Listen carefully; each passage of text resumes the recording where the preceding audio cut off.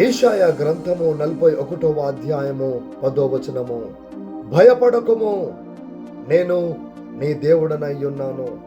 దిగులు పడకుము, నేను నిన్ను బలపరుతును. నీకు సహాయము చేయువాడును నేనే. నీతియను నా దక్షిణ హస్తముతో నిన్ను ఆదుకుందును. అవును ప్రభునందు ప్రియమైన సహోదరి సహోదరులారా, యెహోవా నాకు ఆధారము, నేను భయపడును. That's what the scripture says. Fear not, for I am with you. Be not dismayed, for I am your God. I will strengthen you. Yes, I will help you. I will uphold you with my righteous right hand. Yes, my dear friend, do not fear for anything, but trust in the Lord in everything. Do not make fear master of your mind, but make Jesus king of your mind and heart.